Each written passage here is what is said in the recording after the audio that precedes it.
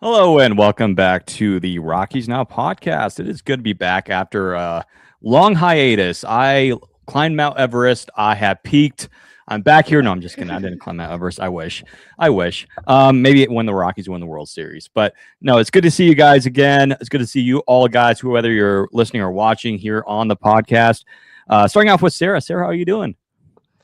Good. My voice is not 100% yet, but it was good enough that I was like, we can do this tonight. I got it. You got it. Yeah. And then Tom, how are you? Good. Baseball games will be played in the morning. Will be played not in the morning, but tomorrow. Yeah. Yep. Yep. Yes. And for those who are watching, I am wearing today's hat. Obviously, every week I try to do a different hat. Today's hat is USA. So congratulations to the ladies hockey team for winning gold against Canada. Now we just need the guys to win. That's what we're hoping for. But I feel, what was it last year? No, I'm thinking of the four nations. Canada beat US, right? I think in the finals. But hopefully we see a good turnout from the men's hockey team. So Olympics are going on right now. Lindsey Vonn, my heart goes out to her. It's just like every time she goes out there, she gets hurt. And I'm like, that takes a lot of dedication and hard work and just like grit. And I feel like what was it? I heard somewhere she was airlifted in between 9 days ice. Just like, that's insane. It's just for her to do that. It's just incredible. So our hearts and prayers, thoughts and prayers, as she should say, go out to her. Michaela Schifrin, she got the gold. Congrats to her. Colorado native, I believe. So, Olympics are going on. I think we're about to wrap up there in Italy. So that'll be fun. Guys. They wrap up in a couple of days. And then 2028 in Los Angeles. Baseball will be back in 2028. Dave Roberts is he already scheduled to be the manager? I don't think official announcements been made. There's a lot of speculation about that still. Yeah, we'll see there. I'm just waiting for them to announce who is going to be the official commentators for Sunday Night Baseball on NBC. Yeah, that'll be fun. I'm looking forward to that for opening night. And then my vote is for Jason Benetti. Yeah, that would be awesome. I know a lot of people are looking forward to the NBC broadcast. I'm looking forward to that, so that's gonna be awesome. Guys, tomorrow we have our first spring training game. We made it. Well, the off season is still not technically over until opening day, but we kind of made it. And I don't know if Sarah, have you seen any news on who's going to be starting tomorrow? I haven't seen anything like that. Not a word. Haven't seen anything at all. Well, I did see on MLB.com, like one of the videos Warren Schaefer did. He said that they actually have announced it. Oh, they have. I just found it. it. The probable pitchers, against the Diamondbacks at 3:10 Eastern. The probable pitchers, the Diamondbacks have not announced it, but for us, Senza Tella. Oh God. Why is he starting?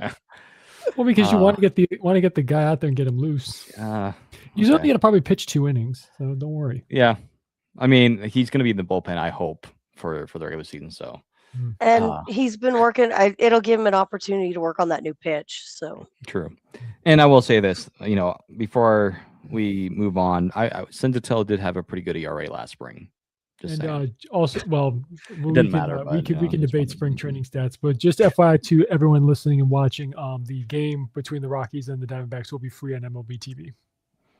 Yes. So you can watch it for free if you like. I won't be able to watch them at work tomorrow. I can watch it after. I can watch it. Put it on your phone. Put your headphones in. Stick it in your pocket. For those who don't know, I'm not going to say the exact workplace because I don't want people to flood where I work at, but I'm not allowed to wear headphones during work. So I'm like, I'll just watch the game after, or I don't know, maybe I'll go in the back corner and just watch it during my break or whatever. Take your break. Take my breaks. Yeah. But yeah, so I'm super excited for tomorrow. And then I want to get the new spring training hat. It looks really, really clean. I don't know about you guys. At first I was like, I don't know if I like it, but it looks pretty sharp. I'm not going to lie. But the problem is it's the price. It's like $40-50 for it's ridiculous. Merch has gotten so out. I remember when hats were $20. The on-field hats, not just the curved ones or the adjustable ones. I remember when they were $20 and it was on field. But anyways, maybe I'll wait. I'll probably just wait.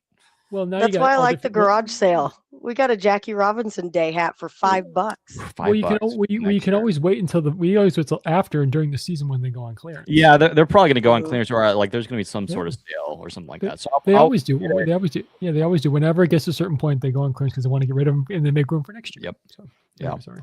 No, you're good. But yeah, no, I'll get one of those hats. I generally I didn't get last year's hat, but I got was a 2024's hat, which is pretty much the same as last year, which is the purple and the black piping along the CR logo, which is perfect. But anyways, we want to talk about a couple things tonight, and we're going to kind of get through these fairly quickly. Again, I know we had a podcast on Tuesday with Tom and Chris. Shout out to Chris. He won't be coming on tonight, but catch him on Hoops and Homers tomorrow night. But we're going to talk about a few things before we get started for the first game tomorrow. Willi Castro. So I want to pull this up. It was a video that was on LB.com, and I believe Thomas Harding and some other Rockies reporters were able to go up to Willi and talk to him. And one of the things that Willi Castro said really is exciting for me as a Rockies fan. I think a lot of Rockies fans can be excited about is talking about the team. And one of the things he said was most of the guys here, they have a lot to learn. And I know in the future, this team is going to be great. And that's really, really cool. And pretty much he said, that's why I made the decision to come here. And so, which is really cool to see because you see, Michael Lorenzen, kind of said the same thing, but also like the transition from the front office that they, he didn't reach out. No, he reached out to the Rockies saying, hey, I want to play here. The Rockies didn't really reach out to him. It's just like all these players from outside the organization are finally like, hey, I want to play here. It's Coors Field. It's unmastered, as Lorenzen said. And we're seeing all these guys coming here saying, I want to play here because I see a great future. I want to play for this guy.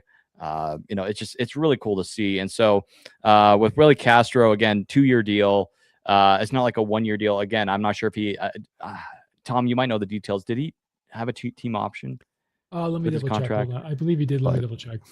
But Willi Castro, man, I'm super excited. Again, he had a down year, and that's what usually will worry a lot of the fans. Just like, oh, is this a bust signing? But I'm excited for Willi Castro. He's versatile. So go ahead, Tom. No, I was just saying 2-year deal. Oh, 2-year deal. Okay. Just so no option. Just straight 2-year deal. But yeah, no, I'm excited to see what Willi's going to do this year, but also just what he says is just like, that's why I signed here. There's a great future ahead. So I don't know. Are we going to buy guys or do you think it's just like PR, what Willi said? Mm-hmm. I think that with all the changes in the front office, it is going to garner a little bit more interest because the Rockies, and I know I've seen pieces throughout the last few years where they've anonymously asked players different questions and nobody wanted to come. And the reason was the front office. Yeah. The management of the organization was so bad that nobody wanted anything to do with it. So all of these fresh faces coming in and the fact that they're coming from, they didn't just go out and grab random people. They got them from successful teams. Mm-hmm. So I think building that and seeing this new coaching staff that's coming in, I think that's going to garner a lot more interest from players that are hitting free agency because they're going to see, especially if you see a significant turnaround this season, I think you'll see a lot more people that are like, hey, I do kind of want in on this. That's a great place to hit. As Lorenzen said, the pitching hasn't been mastered there yet. I want to try this out. I want to challenge myself. And so I think it'll kind of depend on what happens this year, but I think there's a lot of potential to see more free agent players take some interest in coming to the Rockies. 2 things. One, it sets, just like Sarah said, it sets an image. It gives you off an image that hopefully this team is starting to turn out and there's a different attitude in the clubhouse. And number 2, you need to send a message to the entire clubhouse and let them understand. Because here's the bottom line. And I don't care if someone comes at me for this one, whether you are the world champion Dodgers or you're the team that finished last place. In this case, it was the Rockies with the worst record in baseball. You need to show up with the right attitude. It don't matter if you're the star of the team or you're the last guy on the bench. Because you are competing for jobs. Not everybody has a long-term guaranteed contract. So guys like Willi Castro, or the other day, White Sox catcher Edgar Carroll also talked about they're playing for the postseason. And you need to understand, if you're not a long-term signed player, you are playing for jobs. You need to set the right attitude and give off the image that, hey, If the Rockies or White Sox don't re-sign them or want to keep them, we'll gladly trade or sign them. Because the thing is, you have to send the message, because it don't matter if you're the betting odds favorite for that game or if you're the underdog. You need to show up every day ready to compete and play to win. That's how it is. You play the game to win. Because the bottom line, you are a professional athlete. You don't know how long you're going to play this game, and you need to get the best you can out of your career. So again, the big thing for that Willi Castro being the veteran in the clubhouse, you send the right message to a very young team that, hey, we need to show up to win. Because if I see someone who doesn't want to put full effort, get out. If I'm the general manager and I walk in, I see somebody sleeping, okay, get out, go home. Seriously, just go home. You need to have the guys with the right attitude. Regardless if you're ready to win 100 games or lose 100, you need to compete and play to win. Yeah. Yeah. I mean, and then you guys talked last time about Zach Veen, and it's just like the Rockies need a guy like Zach Veen every day. I just love Zach Veen now. It's just I'm in love with him. Like you said, yeah. It's been a week. I'm so shocked. Like every time they show him, I'm just like, I can't believe this is that same guy. Like just from just that tiny little string bean. Like, because I remember last year when he got the call up, because I hadn't followed him. I knew there was a lot of excitement around him. I hadn't honestly paid a whole lot of attention to him because he was an outfielder, and I feel like just the last few seasons, there's been a lot going on in the outfield, like a lot of possibilities. So he was one that I'd kind of skipped over a little bit because I was like, well, he's so tiny. Like, he's just such a little dude. Like, even though he's speedy, what's he really, is he really going to be able to do a whole lot? And then he came up and it was just a total failure. And it was like, okay. Well, I think it was back just to go. Well, to your point, Sarah, I think also with his lackluster performance, I think a lot of people kind of wrote him off as not being a top prospect anymore. But I guess, as Chris and I talked about, two things. A, this shows he's maybe stepped up his commitment level, and B, as you jumped in our debate, Sarah, who wins in a bench press contest, him or RJ Pettit? I still think it's Pettit. Pettit's a monster. That guy's so the mustache. big. The mustache too. Just the mustache gives him an extra 50 on the bench. I'd like to know if he did weigh in at 300 pounds when he showed up for his preliminary physical. I'd like to know, did he weigh in at because he's listed on the roster here at 300 pounds. So I'd like to know, is he really that heavy? That's a big dude. Well, he's 6'8" too. He's a tall man too. Like, he's another one. He's so big because I'm tiny. I'm 5 feet tall. I just want to get on the field one time and stand next to him. I just want to just let me take a picture and see if we both fit in it. Well, I'm 6 Let's just see if we can get both our heads in there. I'm 6'2", and he's still going to tower over me. I mean, yeah. Yeah. Did you guys? I don't know if you guys watched the NBA Celebrity All-Star Game, but what's his name? But it's just like some of these guys are 7'6". I'm like, you gotta be kidding me. But it's just like compared to guys that are 5'10". It's just like it's puny. Like I saw a video of RJ Pettit, and I think Victor Vodnik was pitching next to him doing the pitching. It's just like he's so big. So big. I'm like, dude, it's just like every hitter should be terrified. Everybody should be terrified, not just every hitter, everybody. It kind of gives me Randy Johnson vibes, if Randy Johnson wasn't as big as large as he was. The righty Randy Johnson, RJ Pettit. Well, RJ Pettit's just a light guy. RJ Pettit still got about probably 40 pounds on Randy Johnson in his peak. I think he was I think he was 250 at his peak weight. I think I could be wrong, but he was 6'10", so he was taller than RJ. Or he is taller than RJ. Excuse me. Yeah. But yeah, man. No, studying stuff. Yeah. Well, again, maybe I think if the Rockies training staff sees, maybe they'll put it to work. That's a content idea for them. Who wins the bench press contest? I think so. Rockies training staff, maybe you can get that going and put the video out. Tag the Rockies admin for their social media in this. Yes. Bring also. They need to bring back the 3-point shootout, or no, the shootout, the basketball competition they used to do years ago. Trevor Story won that back-to-back years. Yes, they did ping pong. I know what they won. Yeah, I think Trevor Story did. Yeah, I think he won back-to-back years. I think. Yeah, and then ping pong. I think it was Charlie Blackman. I think, which is a big surprise. I mean, I know it was between Nolan and Charlie a couple of years in a row. Then they went to basketball, and then they stopped, obviously during the Bridich era or when things really got bad. But yeah, no, and then I just like we need to see that back, like a little bit more competition, change it up each year, like 1 year basketball, 1 year ping pong, 1 year bench press, 1 year golf, go karting. I don't know, something like that.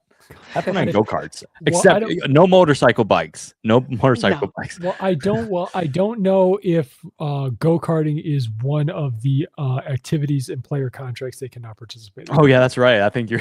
That's right. Or maybe it's a go kart that doesn't go over 50 miles an hour, because I've driven go karts that go over 50 miles an hour. Those things, those are fun. Those are very fun. Yeah, you hit a straightaway, you push the gas, you'll fly. F1 driver, here I come. Oh my god! Well, and that's one thing I don't think players can do. They can't either drive on a NASCAR track or get in the passenger seat with a NASCAR driver. I don't think you can do that. Yeah. Yeah, because Rockies players don't take any suggestions. When they did the game at Bristol last year, they let them do simulations, but they didn't let them get in the cars. There you go. Blooper got in the car. That was Braves mascot, but yeah. Well, what was so disappointing is that, Sarah, correct me if I'm wrong, but didn't they had to wait the next day? But they started the game and it was horrible, and like nobody showed up. Nobody showed up in the second day, I don't think. But Bristol, that time of year, it's real hit or miss if you're going to be able to do anything, because it rains all the time. All the time, yeah. Or go back to Iowa this year. Yeah, I'm looking forward to Field of Dreams. I was so happy when they announced that. I really hope that that's a mainstay every year. It's not going to be. It's just like the last year. It's not going to be every year, because you don't want it to get saturated with it being every year. They're gonna try and find new ideas. Like they have the London series come up again soon. Then they may go back to Bristol. I don't know. Are they going to do like a cycle every couple years? They'll do like Bristol or like a racing track, then they'll go to Field of Dreams, and then they'll do like what Cardinals and Giants did a couple years ago at what was that? Rickwood. Yeah, Rickwood. Are they going to do? They could do something like that. They're I think it'd be cool. Yeah. They're cycling. They're cycling ideas. They'll announce new ones and coming forth, because I know. I remember people threw out ideas of other movies, like you can do The Sandlot, which was filmed in Utah, actually, not California. They could do. Well, they can't do Major League because Cleveland Municipal Stadium has been Milwaukee Municipal Stadium has been demolished, so they can't do that. I'm trying to think of you can play at certain college sites. Like some of these college sites are actually getting really beautiful. Like the one in Brigham Young's, overlooks the mountains there. Omaha Stadium would be awesome. Yeah. Remember, same too. Oh, I'm sorry. I cut you off. I know you're good. Like I was mentioning Omaha, that's another nice stadium. Obviously, that's where a lot of the the College World Series is played, but that's another location. Oh, a little bit of this is non-Rockies news related, but I just came across it. Sources are reporting that reigning manager of the year, Brewers manager Brian Murphy is supposedly agreed to a 3-year deal. Yeah, good for them. I mean, he's a great guy for that organization. I mean, it's just happy for him. Oh, sorry, Pat. Sorry, excuse me, Pat Murphy. I'm sorry. I said I don't know why I said Sean. It's Pat Murphy. Pat Murphy. Excuse me. Murphy. Sorry, Pat. If you hear this, I'm sorry. Speaking of managers, I saw the Braves were talking to some of the guys on the team about Walt Weiss, which, of course, former Rockies manager. We love him. Matt Olson was saying that they will walk into the weight room and Walt Weiss is over there with 315 on the squat rack, just repping them out. Shortstop. He's a shortstop. He is a strong man. He is a strong guy. He's not a junkie, but he's kind of a gym rat. I was impressed. I was like, man, can you imagine? You're over there coming in to warm up for the day and your manager is just pounding weights. Like Warren Schaefer has muscles too. He has muscles too. Well, yeah, Warren's jacked. But he's also a lot younger than Walt. Yeah. Okay, now we need to see Warren Schaefer versus Walt Weiss bench press. I would say I would wager Warren Schaefer would win 100%. Probably on the bench press. I think. Yeah. I don't know. It might be pretty close on the squats though. Or even if we go to the leg press machine, that might be close too, because that's got to go up. What about a 100-yard dash? Who's winning that? Oh, it's 100% Warren Schaefer. Warren Schaefer. I think Walt Weiss's legs are kind of. They may be strong, but I don't know how well he can move them. I don't know how fast he is. Both were infielders, right, Tom? Yeah, Warren Schaefer was infielder and Walt Weiss was an infielder as well. Yeah. Warren was primarily a shortstop. That was Tuesday's Trivia Tuesday question. Yeah. Go check that out. Again, if you don't follow us on Instagram, what are you doing? Go follow us on Instagram. We're nearing 5,900 followers. We might even hit that tonight. YouTube, we were talking about this before we got started. We're getting closer to 200 subscribers, so go check us on there. And now we're live on Twitch. So if you're a gamer like I am, like Tom is, I know I'm not sure if you stream your games, Tom, but Not yet. go check us on Twitch. You know, it might be kind of fun. We should do like a live stream playing the show sometime. I'm horrible at MLB The Show. Like I lose every I'm not single good at it either, but it'd be fun. I'm a great pitcher, but I'm not too great of a hitter. Yeah. Well, here's the thing. This past summer, I was playing a coworker of mine, and he just recently had gotten the game. I'm like, I'm gonna win with it, no question. So we decided to play the two worst teams, obviously the White Sox and Rockies, and I lost by like 7 or 8 runs. And this is a brand new guy that's never played the game. So that was a very embarrassing moment. So after that, I have quit MLB The Show, but maybe I'll get back to it. We'll see. Hey, Out of the Park Baseball 27 is coming out next month. I'm really looking forward to that. I love that game. But you know what? One game I wish could come back, and Tom, you'll probably agree with me. MVP Baseball. The MVP Baseball 2005 is arguably the best baseball game of all time. Again, we're gonna do a baseball video game episode one of these days. It's gonna happen. Just wait and see. Because that's one thing I want to talk about. Luke, we want to answer your question here. Welcome on in. Good to see you again. He said, I read somewhere that Pettit is an extreme supernator. Is that the right? Also, he is throwing from this directly above his head. Did I pronounce that correctly, Luke? Supernator? Yeah, you did. Supernator. Okay. And then he says, yes, Savage 2.0. Hey, that's not a bad comp. I don't know. However, Savage is a little bit, he's shorter. He's stocky, but he's shorter. I'm looking up his arm angle. Hold on. Yeah. I do like Pettit's delivery. I think Chris did mention it on one of our previous episodes. Says he utilizes a high 3/4 arm angle. That makes sense considering his height, but not everyone does. Randy Johnson was just above sidearm, but he was a completely different pitch mix. Mm-hmm. He primarily focused on sinkers, sliders, and fastballs. So you want to keep that low. Although occasionally he did leave one up, and then of course that was crushed. Did you guys see the new? Because Pettit was a former Tiger. Speaking of the Tigers, did you guys see the new Tigers uniforms, the orange jerseys? I did, and some people. I love it. Some trolls said, "Oh, what is this? Orioles 2.0?" When it's nothing like the Orioles jersey. Well, no, because it's the same shade of orange, but if you look at the darker shade, it's not black; it's a dark shade blue. Yeah, navy blue. Yeah, I love them. So people who are comparing the two you need to have your eyes checked. Yeah. The navy blue jerseys also look great, I have to say. Well, the one underrated one that I think people need to talk about more is the fact the Marlins are bringing back their old school as their Sunday home games. Oh, I love that. Make them permanent, please. Like, just please. I was thinking about it this morning. It's just like the vibe around the Florida Marlins. Like, I know during that time, 2010, 2011, those were down years for them, and I know they were in that old stadium. Where did they play at? I forget the name of the stadium. Pro Player Stadium. Yeah, it's just like nobody showed up there because it was so bad. But it's just like they had good teams. Well, the issue was it was one of those stadiums that was doubled as a football stadium and a baseball stadium. They shared it with the Dolphins. And the problem was they had so much drainage issues because, again, in Florida, you get torrential downpours, and that creates a problem. That's why the new one is a retractable roof. Yeah. I don't know. Just comparing the branding of the current Marlins to the Florida Marlins is just, the Florida Marlins every day, it just is so beautiful. The logo. People dislike the two things. There's a lot of people like the logo change and of course the color scheme change. When they added orange, people didn't like that. I wasn't a big at first I was like, I don't like it. Then after a while, I was like, actually, I kind of like it because again, that reminds me of Giancarlo Stanton, JT Realmuto, Justin Bour, Christian Yelich when he was an MVP. I mean, he was an MVP caliber player already with the Brewers, but I don't know. I prefer definitely the orange, like black, lighter blue compared to this Marlins branding. It's crazy to think of what the Marlins had and just shipped it all away. I know they had that branding for like 9 years, roughly 8 or 9 years. Which one?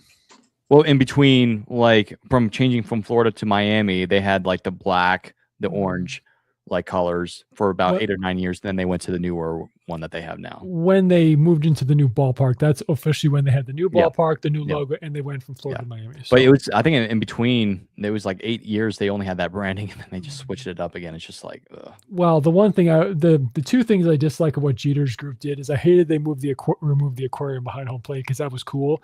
And I did not and some people think that home run structure was gaudy and ridiculous. I thought it was actually nice because it was actually a piece done by a local artist.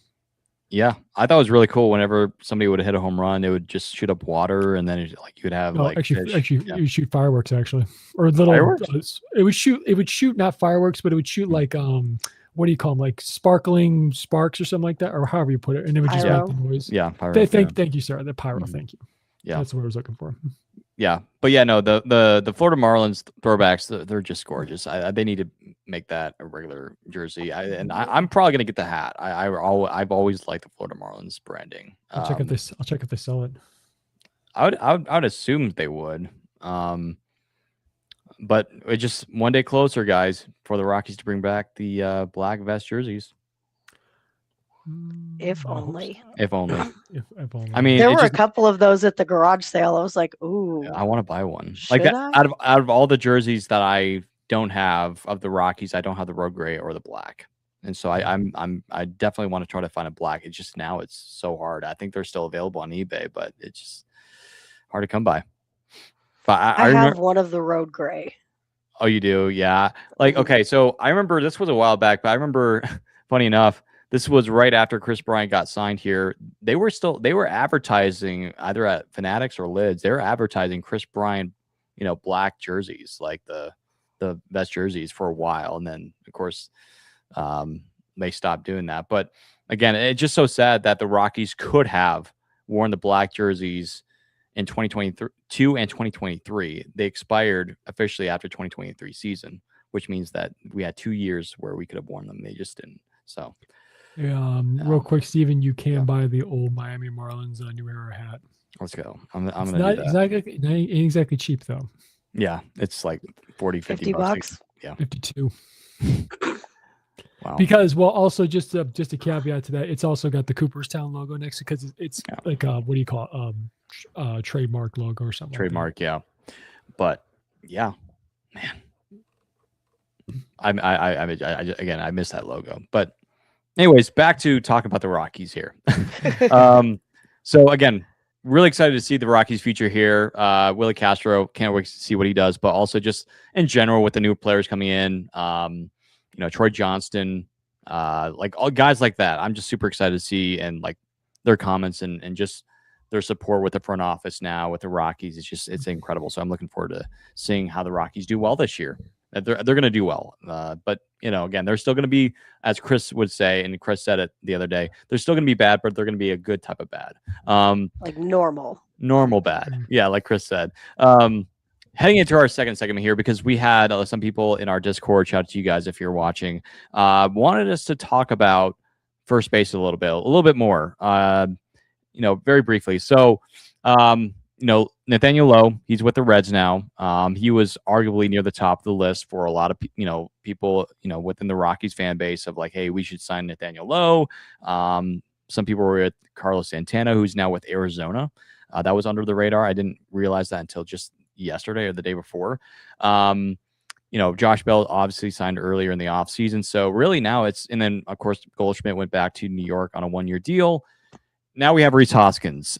He's pretty much the only, I feel like, viable option for the Rockies here that would make sense. The question is, will they or won't they? Are they going to sign Rhys Hoskins, or are they going to put their trust in the guys that they have now and just let them compete? I just feel like we've gone to a point now where generally right before the spring training games, the week before spring training games start, that's when you make your final preparation, your final moves. However, we've seen a couple of times before. I think last year the Rockies signed Nick Martini right around now, actually. I just feel like it would make sense that Rhys Hoskins would come here, but I just feel like the Rockies are going to see what they have at first base. Charlie Condon, from what I've heard from camp, a lot of people are buzzing about Charlie Condon. His defense looks great at first base. He's been doing reps there every day. In the cage, he's looking great.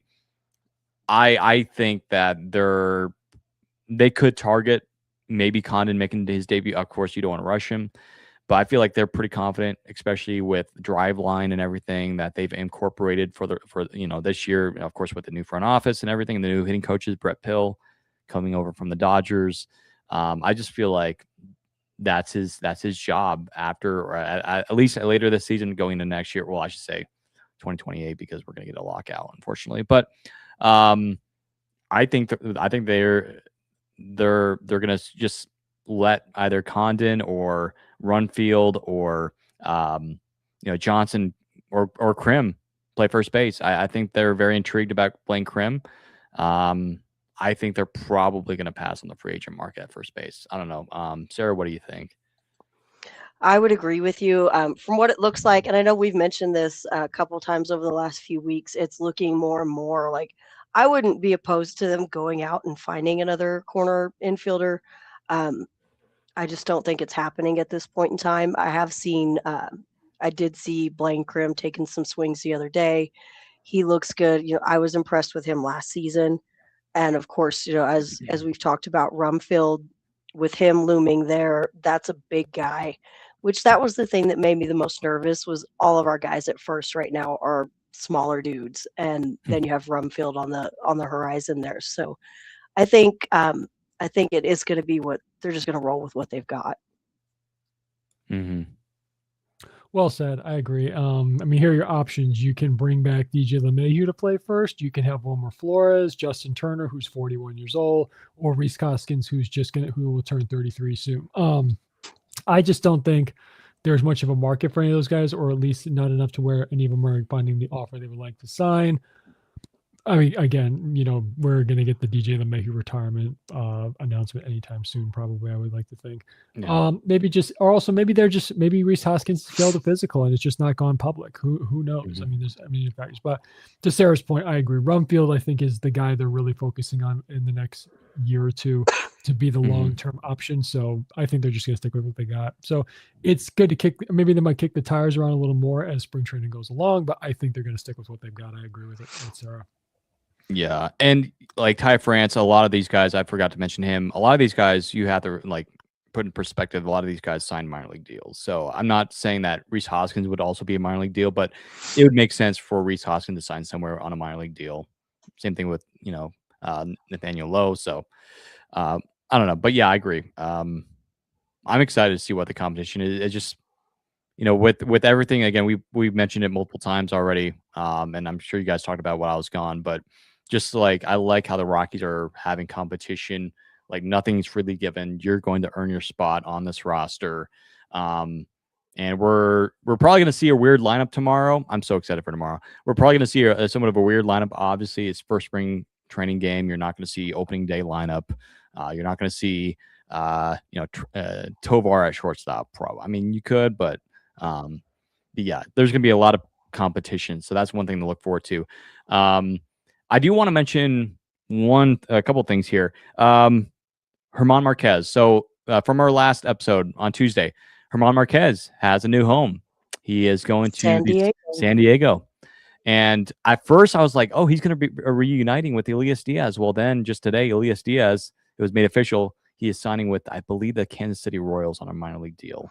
So I'm like, no, because, Elias Diaz and Marquez were buddies when both of them were here. So happy for Marquez, but Marquez did make a comment that I do want to quickly talk about. He said, "I'm excited." Something along the lines of, "I'm excited to play for the Padres. I'm play for a team that wants to win." And then he said, "When I was younger, Sarah, you might be looking at it right now, but he said when I was younger, I played for a team that liked to win." I'm like, oof. He's not wrong. He's not wrong. But I think he enjoyed his time in Colorado, but it's just I think he wanted to say, hey, we could have done better in Colorado. It's just that it's a shot at the former front office, I think. Yeah. And he's another one that it's kind of a what if, because of course last year was his first year, he was back from Tommy John, and he struggled quite a bit. And I I kind of would have liked to have seen him back to see what this new pitching staff could do with or I coaching agree. staff Yeah. could do with him. But I'm happy for him. He's going to a much more competitive team. But again, we don't know what the Rockies are going to do. They're calling spring training Camp Schaefer, and it sounds like he is putting them through it. So Yeah. I'm just really curious to see, because he's got such a want in there to turn this around and to make it a faster turnaround than what's being projected. He's very confident in that. Herman's going to be another one of those.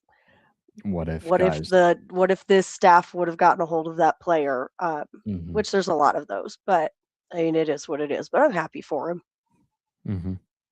Yeah, it's hard to believe. I mean, this guy in 2018, and I'm talking about Marquez, he had more strikeouts than Aaron Nola. Now, granted, this was when Aaron Nola was young and still coming into the league, but just Marquez finished 4th, I believe, in baseball that year in strikeouts.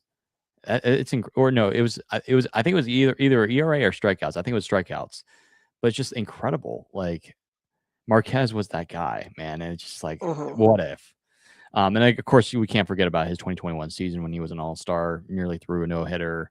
But like you said, Sarah, it's just like, what if he could have succeeded under the new pitching staff? Which again, maybe I don't want to spoil it too much, because we might be I think we're still going to try doing this, is doing it like the Rockies Now team hot takes. We might do a post about that. But, I'm curious to see how Chase Dollander is going to do, how he's going to bounce back. I think that he's the most intriguing guy for me on the Rockies about turning it around, especially at Coors Field, because we already know how good he is, out of Coors Field, like on the road. Last year, Chase Dollander was amazing. Had a sub-4 ERA. His stuff was nasty. Nobody could have really hit him, but at Coors Field, he just could not do it. I'm super excited to see what Dollander is going to he's going to have to overcome. He's going to have to overcome a lot of obstacles, and I think it all starts in spring training. And I'm excited to see what Matt Daniels and the entire pitching staff really just supports the Dollander and the rest of the guys. Looking at our notes here, Tom puts out in 2020, Marquez led the National League in innings pitched, 81.2. So, those stretch of those 3 to 4 years, man, of Marquez was just fantastic. In 13 starts too, because again, shortened season. Yeah. 2020 year, I remember we were the best team in baseball for the first 2 weeks, and then just like everybody got injured. Arenado hurt his shoulder, I think, and Charlie Blackmon was hitting over 400 at one point. Yeah, it's just incredible, man. I mean, it's just like 2020 could have been a fun year for the Rockies, but it just didn't. And I'll never forget what's his name, Ryan Castellani, Rockies legend. Remember him? I think his first start was in Seattle, and he threw 7 or 8 innings, and he was throwing a no-hitter too. And then I think we still won that game, but I remember Ryan Castellani. I'm like, oh my goodness, this guy's going to be our new ace. And just, he got completely blown up after that. But yeah. So Luke says here in the comments, does Johnson get bonus points with any of you as the only lefty defender? I don't know. Well, as we posted on X the other day, we're big Troy Johnson fans. I would think so. Tom? We love Troy Johnson. Yeah. As a first baseman, there is some leveled of advantages when it comes to being left-handed at first base. I mean, if you want to know what I'm talking about, watch Anthony Rizzo defensive highlights for the Cubs, and then you'll see what I'm talking about. The only downside when you have this to being a lefty is hugging the line. You have to go across your body with your glove to go over and try and stop one from going down the line. Other than that, there are advantages to being a lefty at first base, because just your glove it's just kind of weird. But yeah, that's how it works. Sorry, is Troy lefty or is he lefty righty? I thought it was a lefty. Yeah, I think he's lefty. I need to look at his baseball savant. I'm pretty sure he's lefty. I'm sorry, Troy. I forget. He is lefty. Yeah, I was right. Okay. Yeah, okay. Sorry, Yeah, Troy. okay. I just want to be sure I was correct. So, Troy, please don't be front of the pod. We're gonna have him come on here. But yeah, man, Troy Johnson, man. Last year with Miami, 277, 4 home runs, 13 RBIs, 31 hits. Yeah, I mean, on base percentage 331, and that's in Miami. So, dude, I like to ask him some questions about what he thinks of Gonzaga basketball. Oh yeah, No, Troy, if you're watching, we need to talk about that. Come on the pod. I want to know his opinion, and I want to know his opinion of certain things like that. Because again, born in Tacoma, went to Gonzaga, so yeah. I think Troy gets bonus points more, not only just as the only lefty defender, but his mindset is great. I've said that a million times. His mindset and what he wants to bring to this team and what he brings as an athlete is perfect for the mindset that Warren wants all of these guys to have. So that's a great guy to have in the clubhouse that's coming in already like ready to go like that. I think he'll be a great addition to the team in any role that he's in. Yeah. It's just like, because he's been so intriguing. Again, he made his debut last year with the Marlins, and honestly, he was kind of one of those guys that just was a bloomer in the minor leagues. He was drafted pretty late, I think. I forget exactly the number. 17th round. 17th round. Again, kind of like a guy like Sam Hilliard. Sam Hilliard was drafted, I think, later in the later rounds, and just went through the minor league system, no problem, showed a lot of promise. And however, Troy Johnston, again, it just, you do have to worry about some things, but from what I've seen and from, the interview that Chris did with him, he doesn't strike out. And it's just, he has good plate discipline. And we already saw the interview a few weeks back when we showed it here on the pod, but it's just like, you get excited, especially like we said, with this new staff, like not only pitching staff, but hitting staff. It's just like, because again, we've talked about it many times during the regular season last year, Tom, and when Adam was on here, we were so frustrated. Like, this Rockies team cannot stop striking out. Like Tovar, yes, he's going to strike out. That's who he is. He likes to swing. That's just who he is. But it's just like, you need to create more plate discipline. But a lot of the guys that the Rockies have signed, again, we've talked about this, they do a very good job. They have good plate discipline. They get on base. They take walks. Julian, he's a guy that gets on base via walk. And once you like a Billy Bean moment on Moneyball, you have success once you get on base. You win more games. You can score more runs.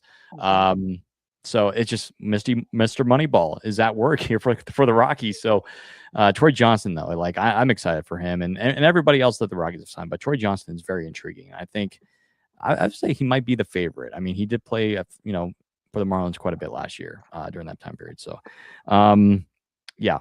So again, Troy, if you're listening, we need to have you on here talk about Gonzaga. But anyways, as we wrap up tonight, we have one little segment we want to discuss because again, I know Tom and Chris already briefly touched on it about Chris Bryant. Well, again, I mentioned too. Yeah, we're trying to hold it back here. Help us out over here, Rockies now. I was watching, I think, Foul Territory today. They had a doctor on, and they were talking about Chris Bryant. He was sharing about how pretty much this is pretty much the end of Chris Bryant's career. Like this, you can't really come back from this. And talking about spinal fusion and like surgery, and it's just you really can't come back from that. It's just your torque on your back is just not the same. You can't swing the bat anymore. Not to mention we saw the interview from Chris the other day with the media. He can barely get up without having pain. He can barely walk without feel like he's gonna fall over. It's just like it's pretty much over and done with. And I know some people in Discord were talking about it last night. Just that they were wondering, is it still possible? And some more details about that. Not really, guys. It's sad. There's not really much we can say about it. We've already talked numerous times about it. It's just you feel for the guy, and ultimately the Rockies handed him arguably one of the worst contracts in the history of the sport. But it's not necessarily the Rockies obviously rushed it, and we already know who was behind the signing. But just the way it turns out, man, it's just one of the saddest what ifs in baseball. Chris Bryant, his first 3-4 years with Chicago, you're talking about clear Hall of Famer, 100%. And then all of a sudden, last couple of years in Chicago, injury concerns. He had back issues even with Chicago. Gets traded to San Francisco midseason 2021. Was an all-star that year, by the way. And then signs that mega year deal with the Rockies in 2022, right after the lockout. And then here we are. It just, you feel for the guy. And again, like I was saying, it gets to a point where you're going to have to make that tough decision of retiring, because it gets to a point where you don't want to compromise your body to where you're going to destroy your body. And he's still pretty young. He's like 34, 35 years old right now. Right. And so it's just like, you have to make that decision, Chris. And, of course, we're not going to make it for him. He has to make that decision himself. But I do respect Chris for still wanting to play. He's still showing up. I mean, I love it how he's still wearing the Rockies hat, wearing Rockies merchandise, as he's still playing out there, still trying to get his way back there. But it's just the Rockies, they're now in a new direction. They have newer players. They have the guys. They don't need Chris out there. They don't need him to come back. But it's sad the way things have turned out. Yeah, and I mean, and on top of that, he's got I think he's got 3 little, they're little kids. Yeah. Like he's got the twins and one other kid. They're young. And so for him, it's going to have to come down to a decision about what is your quality of life going to be going forward. Because if I have a lot of respect for him for continuing to try to rehab, and the club and Warren has stated that they are behind him in this process, and he'll get to make the decision when he's ready to make the decision. But I think that that's something that he's probably really got to take into account, because I know he wants to be out there. But even if he were to have that fusion surgery, that is going to impact his quality of life significantly. And he's going to have to make that decision to step away and do what's going to be best for him and his family going forward. I would love to see him continue some form of role with the club. Because I think as good as he was and what we know he could be if he were healthy, he's got a lot that these younger guys could learn. Really, I think he's got a lot of valuable experience and a lot of baseball knowledge that he can be passing down to these guys. And I hope that that's kind of the role that they're going to have him in, because I know he was in the dugout quite a bit last year. I hope he's there again this year. Really just kind of serving as a mentor. I mean, you got to get something out of him. And I don't think that that's something that he's going to shy away from doing. I mean, it's just, again, what if, he's just had so much, and you saw so much of what he was going to do, and then to have it taken away. And it's not even something that, because figuring out that this is what's wrong with you, and I know a lot of people are like, well, he was having back issues before. Why did we do this? It takes a long time to get to this diagnosis. You have to rule everything else out first. And that degeneration, sometimes that's not very fast acting. So it's something that probably when he first started having back issues, it wasn't even on the radar to think to look for it, because that's not it's not just, you don't wake up one morning and the discs are gone. It's a degenerative process. So this is something that he has no control over in any way, shape, or form. And I feel it's absolutely heartbreaking to see him go from what he was to a guy that can't get out of bed. I believe he said it feels like lightning all through his body all the time. That's awful. No, I agree with you, Sarah. The truth is, I mean, again, I grew up in Chicago. I watched it firsthand, his 2015-2016 season where he wins Rookie of the Year and then he wins MVP, and of course helps be a key contributor to lead the Cubs to their first World Series in 108 years. And of course, you would like to think, if not a Hall of Fame career, we were looking at possibly a Hall of Pretty Good career, or just past that. Again, shout out to the Hall of Pretty Good. If you don't follow those guys, go ahead and do it on Instagram. Yeah, great guys. It's a great follow. We already have one entry. Ubaldo Jimenez recently elected into there. So, but when it comes to KB, I said this on Tuesday with Chris, and I think the decision's already been made. I think behind closed doors between Chris, the Monforts, Scott Boras, Warren Schaefer, I'm sure, has been involved in the discussions. I think the decision's been made as far as if he can't get back on the field by this date, or if he plays this many games here, or there, then I think they've agreed that this will be when we'll plan to part ways with you. You continue to do, but just like Warren Schaefer kind of alluded to indirectly, they are behind him, which is what you want. They're probably encouraging him, do what you can, rehab, strengthen your body, see what we can do. mediate the pain and soreness as much as we can. Try and get back on the field. We'll see what we can do with you. But in the meantime, the team is going to carry on without him, whether he's rehabbing or whatever. It's going to be business as usual. But to the point is, I think it is. Again, just to reiterate for everybody who doesn't know, he has 3 years left at $81 million base salary. I'm not sure what incentives are built into that, but that is the guaranteed amount that the team owes him. And just like the Rendon deal, they agreed to a multi-year extension payout plan. I think at some point when they cut Chris Bryant, they have a similar deal probably in place in principle.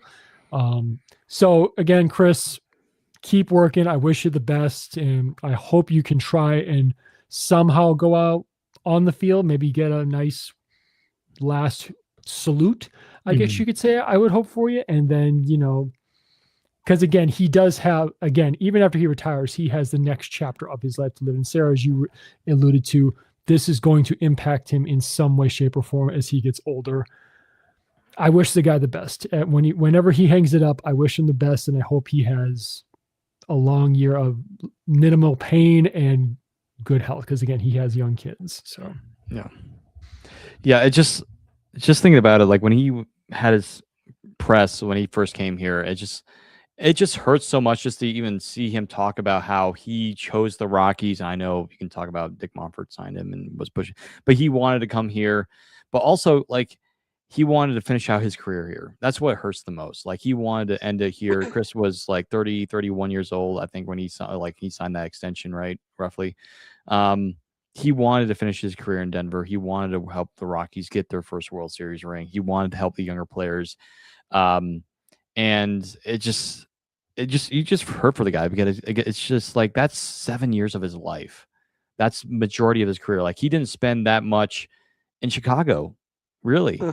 I know he was in their organization. If you look at when he was drafted, it was roughly around 6-7 years. I'm not doing that, guys. 6-7. Okay, I did it again.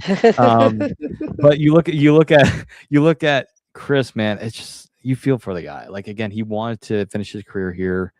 And I mean, you're talking about if again, like if Chris Bryant stays healthy, MVP type seasons here in Colorado, you're talking about a guy that could potentially, I mean, and if the Rockies win a World Series with Chris Bryant, you think about, what hat is he going to wear in the Hall of Fame, Rockies or Cubs? So obviously if Chris was ever in that conversation, which he won't, sadly, but he would probably still wear a Cubs hat just because of his contributions.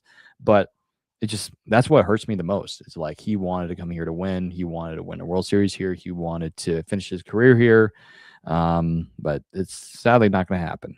But if the Rockies do win a World Series within like 3 years, maybe there's going to be a shot where he does somewhat get a ring, but it won't be as a player. But that's for me, that just hurts the most, because I like with Tom, I remember when he started playing and I fell in love with the guy. Even when I didn't like the Cubs, but I fell in love with Chris Bryant, just the way he played. I got his t-shirt when he was with the Cubs. I wore it quite a lot. And again, don't go to my Twitter feed and look at my pinned tweet from 2021, I think. Just don't look at that. And I'll probably, I'm doing it as a punishment for myself, because I lost a bet and I had to post it on my pin, and I probably will never be able to live up to it. But I'm probably not going to make it a bet like that ever again, just by the way. But no. But yeah, no, it's just, I feel bad for the guy, but we back him, just like Warren Schaefer. We back him. The Rockies, at least some of the Rockies fan base backs him. And I think a lot of our followers too. If you look at our posts on Instagram, I think a lot of our followers and fans agree with this. But I get the frustration from the other side. Like, hey, you're getting millions of dollars. Why are you? But it's just like, at the same time though, he's human. He's not doing this on purpose. It's not like a Troy Tulowitzki situation. However, Troy Tulowitzki's situation is bad too. It was sad too. I mean, the guy's legs couldn't really help him whatsoever. It's just, it happens. It happens. It's baseball. It's not anything new. It's just, there's two different sides to it. But anyways, it's sad. I think just my biggest thing with it is I keep seeing the Rendon 2.0 comments and stuff like that, and they just absolutely infuriate me. So if any of you people that are saying that are watching this, Anthony Rendon does not even like baseball. The man hates the game. That's why he is not playing anymore. That's why all of this has been going on. Chris Bryant would give his left arm to be out on that field. If Yep. he possibly could, he would be out there. He is doing anything he possibly can to get out there. Probably needs his to left stop. arm, right? Probably his left arm. He's a Yeah, righty, so. you'd want to get rid of the left one if you're doing it. But I mean, this guy would love nothing more than to be able to step out on the field and start a game again. Yeah. And it stinks because the fan base, so much of the fan base has turned so sour against him. When you shouldn't be mad at him for the contract. Be mad at the former front office for the contract. That's who deserves the hate on that. Yeah. And B, the guy wants to be out there playing for you guys. It's not his body will not let him. Yep. And yes, he's going to have to make that decision to retire, but you have to respect the fact that he's doing everything he can possibly. He's been all over the country looking at different doctors, at different this and that and everything else to try and find some way to play baseball again. So you have to give him that credit for that, and that he loves the game so much that rather than just saying, that's it, I'm done, he wants to find some way to make this happen. And it just stinks that, if he were to step out and take a last bow at Coors Field, it would probably be a little bit of a mix. You would hope that it's against the Cubs and there's a lot of Cubs fans in the stands, because then it's going to sound good for him. But it's something, it just bothers me. But I'm just that kind of person. I hate it when I see a fan base turn against somebody that can't help their circumstance. Like Rendon, he deserves all the hate he's gotten and then some, but Chris does not. No, not at all. Yeah. But you can't blame the guy for signing the dotted line. You blame the guy who gave him the dotted line to sign. Yep. Yeah. Back to Anyways, yeah. You could. I don't know. I mean, again, players have to pass physicals. I mean, I don't know what showed up on his physical. I don't know. I can't. I'm not a doctor, and I don't play one on TV, but I can't just say I don't know what showed up on physical. But the point is, I mean, maybe. I'm trying to look up, and Chris, I'm looking up the Cubs schedule. I'm trying to see when we are going to be in Chicago and Wrigley. Trying to see here. I would imagine Chris will. I mean, he's going to be with the team. I still think he's going to be in the dugout. He just will not be playing. Maybe. The point I'm trying to make is, I think maybe if somehow he can get on the field for one of those games, maybe that could be his final game. If, of course, that'd be cool. So it's June. The Rockies will be in Wrigley Field June 9th, 10th, 11th. The first two games are night games, and the second, and of course, the getaway day game is game 3. Maybe he gets on the field for one of those games and gives his send off in front of the Wrigley crowd. Yeah, retires then. Yeah, that would make sense. I mean, who knows? Even if he has to take 4 pitches to do it, or maybe, and then put him out in a wheelchair and then just give him a bat. It's like, good luck, Chris. Or what they could do, I don't think they'll have him bat. What they probably would do is, at least at minimum, he goes out to third base, plays a few pitches or one batter, and then they give him. Or does a warm up, something like that. Yeah, I think I've seen that. No, he just plays a couple pitches or at least one batter, and then he gets, of course, they sub in, let's say, Kyle Karros, and then he gets to walk off and wave to the Wrigley crowd. That'd be cool. Yeah. That'd be really cool. I would like to see that for him. Did you guys ever see, it's been a while ago, they had that video, because of course my favorite corner infield duo ever was him and Rizzo. Those two are hilarious. Anthony Rizzo is hilarious. Yeah. Did you ever see that video they did where they had them both mic'd up, and first of all, it was spring training. They weren't wearing matching hats. Yeah. I think it was against the Angels. Yeah. They had Chris mic'd up, and he gets up there up to the plate, and he's doing the little, what was it, Rookie of the Year thing, where he's like, oh my god. And again, Joe Madden was the manager of the Angels, and they were mic'd up with him, and they were like, "Hey, coach," he's like, "I miss you, coach," and it was just like, "Oh man, that was just so awesome." But I remember, like Chris was like, "Oh my god," it's just like, "Oh foul." He's just like, yeah. We found out that his name checking into hotels at the time was Hamilton Porter. Hamilton Porter. Also, another for those who also know him as Brisk Bryant.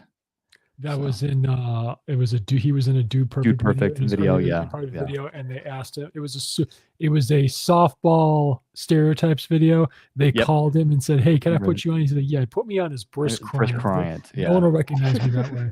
No. And guess who's also in that video? Another Rockies legend, Mike Moustakas. Yeah. and they were teammates in 2023. Wait, was it 24 or 23? I think it was 23. 3. Yeah. Mike Moustakas, who is now, I think, back with the Royals as an advisor or some coach, I think. I saw a video of Mike Moustakas. He looks good. I miss Mike Moustakas. He was fun. He was the original Big Mike. Then it went to Michael Toglia. So I don't want to make Sarah sad, but I have been stalking the Reds X feed like you would have they not posted believe. anything about Michael Toglia? I haven't seen him at Oh my all. I God. know he's there. He did get an invite. I haven't seen even the slightest sighting of Michael Toglia, and I have been on that, like, just refreshing all day long. Like, I even Michael commented Toglia? under one of their posts. I was like, "Can I please just have one picture of Michael Toglia? That's all I'm asking for." Yeah. Like, I just want to see the guy. I need to know he's doing well. Same thing with Warming Bernabel. Like, I wonder how he's doing with the Nationals camp. I think he's going to do well because, again, we'll talk about it once we get to our predictions episode. But the Nationals, they're not looking good. They're going to need Warming Bernabel, that's for sure. That felt like a wild choice to me to go to the Nationals. Well, they got a young manager, a very young manager. So we'll see how he does. Well, it's not as crazy as the Giants signing the first ever college coach to be a manager. Yeah. But we'll see how that goes. I'm big on Tony though. Like, I love Tony's vibe, and he put together a heck of a coaching staff. Like, that's Ron Washington's his infield coach. Like, Wash is top tier when it comes to that. He's one of the best infield coaches of all time. Mm-hmm. And you could even say it's unfortunate that he kind of got the short end of the stick when it came to his end with the Texas Rangers. Oh yeah, he was also under. He's very much missed in Atlanta. They should have won one of those. They should have won one of those World Series that they made. It would have been cool to see Ron Washington reunite with Paul DePodesta and be the new first base coach or third base. I think Ron Gideon is back. I'm not sure if he's going to be. He's not the first base coach, but I don't he's think on so. the I think staff. it's a new guy. I think it's a new guy at first base for us this year. But I think Andy Gonzalez, he's back. He'll be at third base again. But I think who is that guy? I just saw a video of that guy talking to. Oh my goodness. His last name starts with a B, but I just saw a video of him talking to a group of guys, and Zach Veen was there just towering over everybody. And I was like, what is this? What is this? But again, it's just so refreshing to see if you go on YouTube or on, like, again, MLB app, just to see like some of the videos. It's so refreshing to just see baseball guys back, but also new people like Matt Daniels. Like, I've never seen that guy before. And it's just like, oh yeah, he's brand new into the organization. Like, I saw a video of Josh Burns. I'm like, who's that? Oh yeah, that's Josh Burns. We have a new GM now. That's just like, I'm so used to seeing Bill Schmidt or Jeff Bridich now, but it's just like so refreshing. Doug Bernier is the first base coach, but yeah, there's this video of him. It's Cole Carrig, Avens, the mic'd up video. Yes, yeah, and Veen is just he's just a unit standing there. He's larger than Jordan Beck. He's larger than Jordan Beck, and Jordan Beck is huge. So it's Jordan Beck has like the biggest legs I've ever seen. Like, I've always noticed it, and then when we saw him at Rockies Fest, I was just like, somebody commented. Tree trunks. I forget where, but somebody commented saying Zach Veen is going to have to get tested for during for steroids. I'm like, like I said in the last episode with Chris, when you show up, you take a physical. So they've already he's already done his physical. He's already picked the cup. So yeah. Anyways, we got Luke here saying Alan is apparently high on Luis Peralta. What do you think of Luis? I'm high on him too. I like Luis Peralta. Last year I think he was injured, but also just had a down year. Everybody had a down year last year, obviously. But I think at minimum he'll be one of the lefty middle relievers. He'll probably make several multi-inning appearances though out of the pen. Mm-hmm. Yeah, and see, it's just it's so refreshing that probably no, because the rotation at this point is just full but one spot. So yeah, we finally have depth now, which is hard to be. Like, the last few years, it's so hard to say. With Rockies have no depth. Now we have depth, like rotation depth. Now you could argue we could even have a 6-man rotation. We could have a bunch of guys in the bullpen. Not to mention we have guys in AAA that are already pretty exciting. Like, I'm not sure. I don't think Palmquist will make it to the big league roster on opening day. No. He could, but he's also an option in AAA. So it's just like we have this depth now, and that's what they wanted to attack from day one with the new front office. Have really good depth, and the Rockies. And you look at really good teams. What do they have, guys? Dodgers have it. I think Chris alluded to it. They have depth. They have guys that they can go to, and the Rockies are now getting that. So, and I did want to say this because this was a while back. Again, we're kind of cutting it late here, and we want to get out of here for you guys. But Rockies' new GM Josh Burns said in an article, it might have been for the Denver Post, but he said somewhere that he sees the Dodgers. Obviously, a lot of people are frustrated with the Dodgers. Like, they keep taking all these people, all these players and everything. But Rockies manager Josh Burns, by the way, again, if you didn't know, guys, for those who are listening or watching, he was in the Dodgers front office for a lot of years. He was a part of their player development and arguably near the high up, near like Andrew Friedman. Like, that's where he was.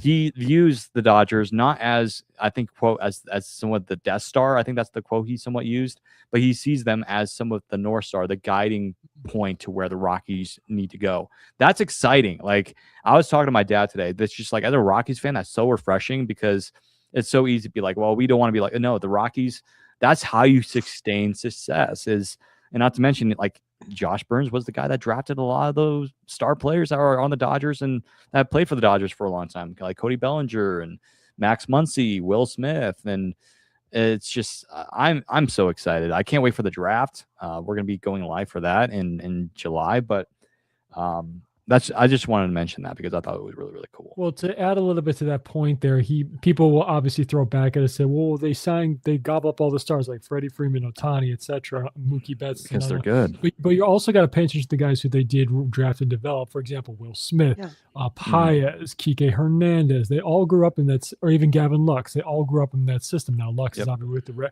different team now. I think he's still with the Reds. But the point is, part of your at least half and half of your roster is going to be guys who you sign from via free agency or acquire via trade, but you've got to draft and develop as well, because whether it comes to building a core or supplementing your roster the other way, you have to still be able to draft and develop. So the Rockies are moving again with different way of seeing evaluating talent. We'll see what this front office does. Again, we do have quote unquote Peter Brand heading our front office now, and I mean that Paul DePodesta. For those who the reference, Paul DePodesta is the Peter Brand character in Moneyball. He just said, please don't use my name. So, well, and Bryce Harper actually said that exact same thing the other day, because they've been asking players what their thoughts are about how the Dodgers do things, and Manny Machado had Machado a mouthful to say about it, but Bryce Harper also, he said I love it. It's the right way to do it. He's like, but people only look at, they're throwing money at all these big free agents, but they draft, they develop, they do it the right way, and they've got a good mix. Like, I loved it, and I get a lot of hate for being a Bryce Harper fan, but I think when you really sit and listen to him, a lot of times he's got a lot of really smart stuff to say. He's really, I like Bryce Harper, and I get hated on for that all the time, and I don't care. I won't apologize for it. I think he's got a lot of good stuff to say if you actually listen to him. I'm the same way, Sarah. I'm a big Bryce Harper fan too. I have since he was on the cover of Sports Illustrated at 16 years old. But I mean, people give him a lot of flack, but because he was just like LeBron James, he had The Chosen One was the headline of the cover. But the problem is he's lived up to it. He could have flacked out and busted in the didn't pan out in the minor leagues, and he had a lot of hecklers. If you actually watch or went to any of his games in the minor, he had a lot of hecklers in the minors, because some fans can get brutal, not just at the major league level. But he made it. He's become quite a player, and he has a real shot at making the Hall of Fame. So. No, yeah, I won't apologize for being a Bryce Harper fan. Sure, he is a villain, because he is a guy that you love to hate, and people go to watch him screw up or get tossed out of a ball game. He does have some of the best ejections of all time. I'm not going to lie about that. They are entertaining, but he's a great player. He backs it up, and I think again we'll see. But at the end of the day, he's right. He is, he is very insightful, because you don't get to where he is right now without being smart and doing your reading and studying about these kind of things. Dude, I was so upset because 2 years ago we went up to Denver for the Phillies series, and the first game of the series he got tossed like so early. Yeah, like, first or second inning. Got tossed right away, and I was like, and we were going to the next game, and I was like, oh man, because I wanted to see two things. I wanted to see Bryce Harper hit a home run, and I wanted to see Bryce Harper get tossed. And he got tossed the night before, and I'm like, oh man. But then he came back and hit a home run the next day, and I was like, okay, I got one. and this is my gripe with umpires. He was just simply calmly talking to the Oh. umpire. He didn't say if you do the John Boy thing where they lip read his lips, he didn't curse. He didn't say anything wrong. He just said, he just said, I disagree with that call. And of course, umpires, my problem with umpires, and I've said this before, they're too thin-skinned. They need to train umpires to give players a little bit of rope to complain a little bit here. Now, if a guy chucks his bat and throws his helmet, like again, i.e. Brett Laurie 1 year ago when he chucked his helmet at the ground and hit the umpire. If you do that, okay, get out and go to hit the showers.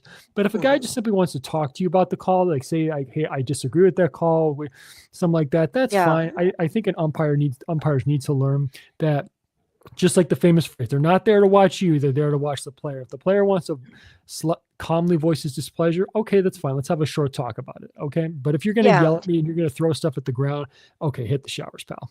Yeah, he asked him where he had it, like where he had that ball. That was where it started, and he just boom right away.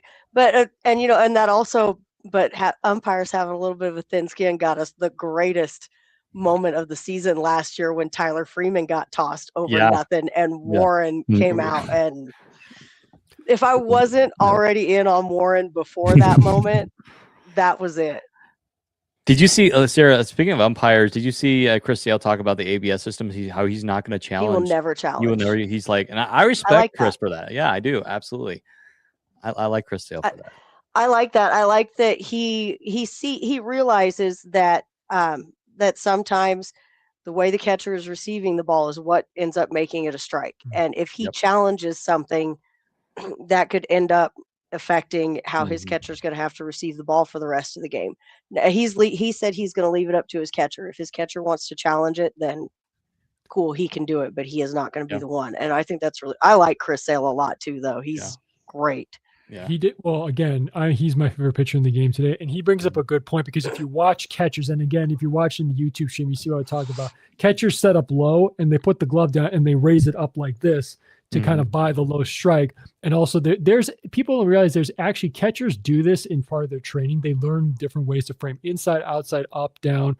And the thing is, if I'm a pitcher, I'm solely leaving it up to the catcher to challenge the ball, because they have the bird's eye view of what the pitch looks like when it crosses the plate. I do not. So that's the thing. I do agree with you, Sarah. It should be the catcher's discretion to make the call. Yeah. One thing I noticed, like Hunter Goodman in some of the videos I've seen so far, that's done by like Patrick Lyons or Thomas Harding, whenever they've been able to post that on X.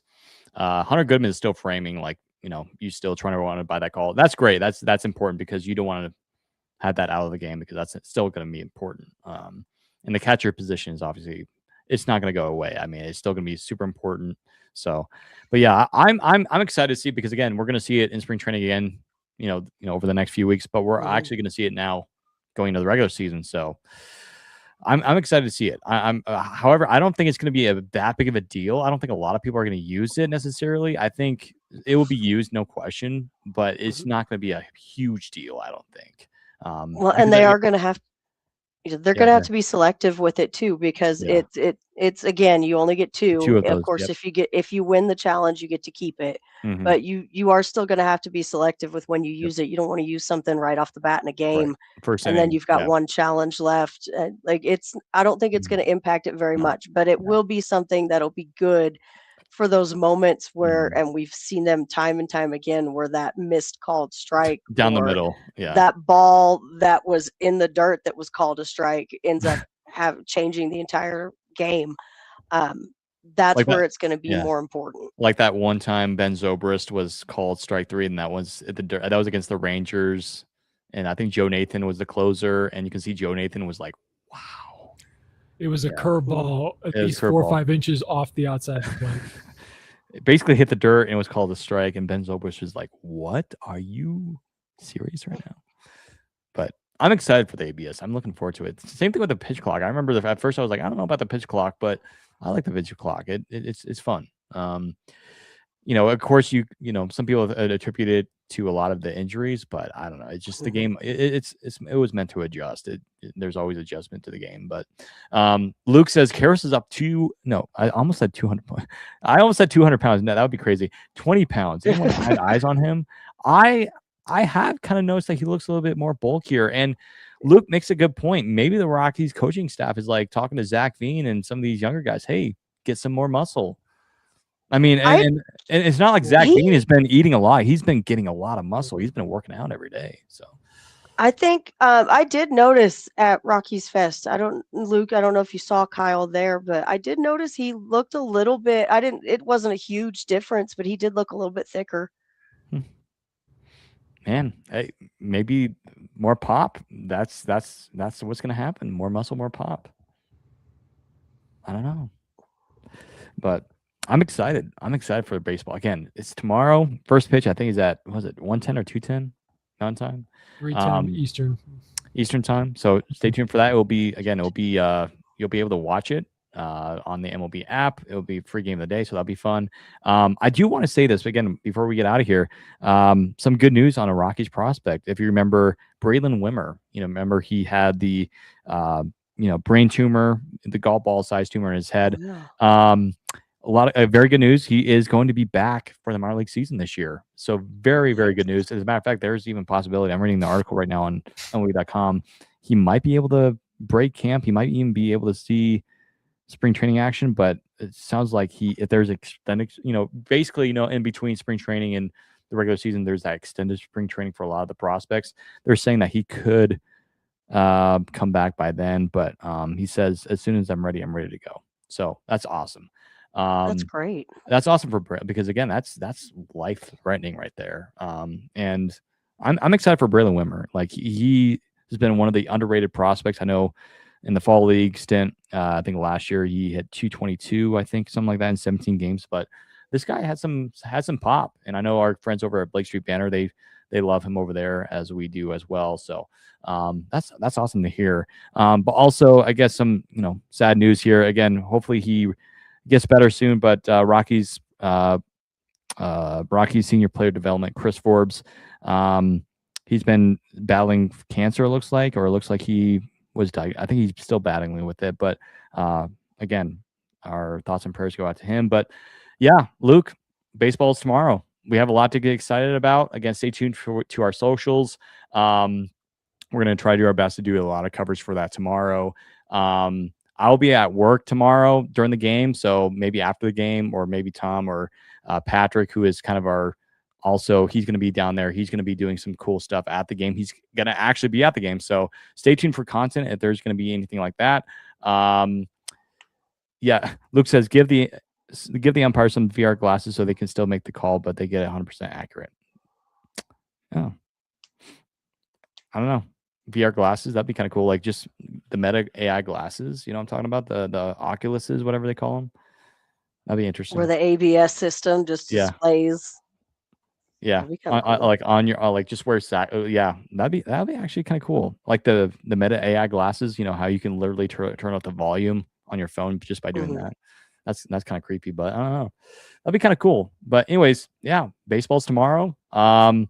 Again, stay tuned to our socials. We're active every single day. Again, go subscribe to us on YouTube. We're now doing 2 shows every week, so stay tuned for Tuesday's show. I probably won't be there for that. I'll be working on that day as well. But yeah, we appreciate everyone coming on in here. I know it's been a little bit more difficult over the last few weeks because for some reason, Twitter/X is having an issue with our streaming platform that we stream off of. So we're not getting as much people as we normally do, but we do appreciate you, Luke, for coming on in. And for those that are watching on YouTube, thank you for that. And on Twitch, it looks like we have a couple of people watching on Twitch as well. So welcome on in. Good to have you guys. But any final words, guys, before we head on out of here? I am super excited for tomorrow. Me too. That's all I've got. It's still back. It's so back. Man. And I can't honestly, wait. Yeah. And here's the thing. I know last year the Rockies didn't they have, other than the Dodgers, I think the Rockies had the best Cactus League action in terms They of were pretty good in spring training. So it's like this year you're kind of rooting for a bad spring training, but a good season. And so it's like you want the team to win, but it's just like, I'd rather have a good regular season. Let's just get the work in, But yeah, I like Warren Schaefer, first full-time being a manager in spring training. He's going to be doing the lineup card officially. He won't have to worry about answering to anybody. He can make his own lineup. Of course, he still answers to, Josh Burns and DePodesta, but he gets to make his own actual lineup. I'm excited to see. Luke, thank you so much for coming on, and we appreciate you. Tom, any final thoughts? Baseball games are played tomorrow. Let's go. Let's go. Anyway, guys, have a good night. We'll talk to y'all later. And as always, go Rockies.